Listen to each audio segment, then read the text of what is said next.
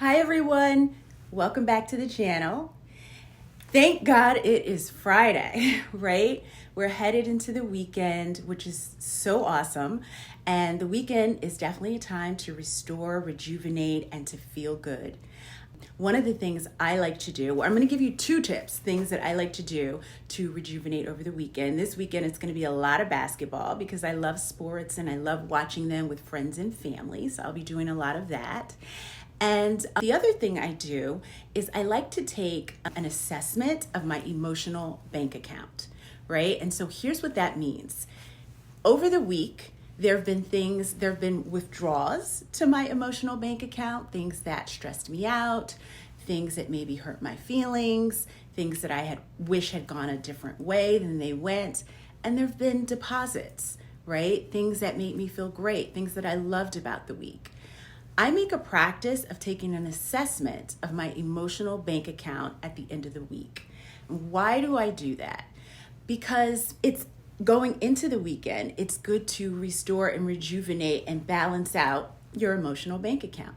So keeping with the theme of microaggressions, I want to talk a little bit about what they really are and then dive into some personal stories. Microaggressions are those small, often unintentional comments or actions that make you feel less valued. Though they may seem minor, current research shows they can lead to increased stress and anxiety. For example, a 2023 study highlights that even subtle biases can trigger heightened stress responses affecting overall health and well-being. So let's talk about it because, microaggressions don't just happen around race and culture. They happen in our everyday friendships and sometimes with family. And I think those are the most hurtful, right? When friends and family take those little digs at you and expect you to kind of just laugh it off because they love you. One of the things that I love to repeat that Oprah Winfrey said is that if you have friends that have any little ounce of jealousy or envy for you, that you can't be friends with them. And one of the reasons for that is because it slowly erodes your self-esteem. It chips away at it, right? And it increases stress. Recent studies show that supportive, inclusive environments can reduce anxiety by up to 30% and improve your overall health. So I'm going to share a little personal story because, again, I think it's more hurtful when they come from friends and family, these little microaggressions. So years ago, I went on a girls' trip with a bunch of friends, and it was a year after I had really, really worked hard to get fit, get healthy, eat clean, really worked on my fitness plan and my diet plan. And going on this trip, I was feeling really, really good about myself. So I invested in some really nice swimsuits. And they were swimsuits that made me feel confident and sexy, like you should feel, especially going on a girls' trip. So the first day we head out to the beach and I get the looks. Y'all know the looks, right? And it was like, oh, you look good. Not the response I was expecting from my girls that knew all I had gone through to get there, right? So the second day on the beach, I get, oh, you only bought string bikinis? And I'm like, yep. And so what do? These are my girls. So I brush it off. I laugh it off. They love me. I know they support me. They're good to me in so many ways. But here's what happened.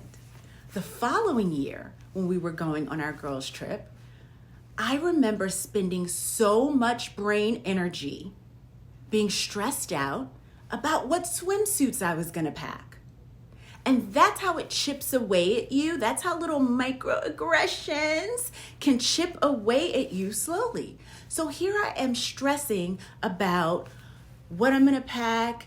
Is it going to offend anybody? Is it going to make people feel lesser than? Instead of focusing on me.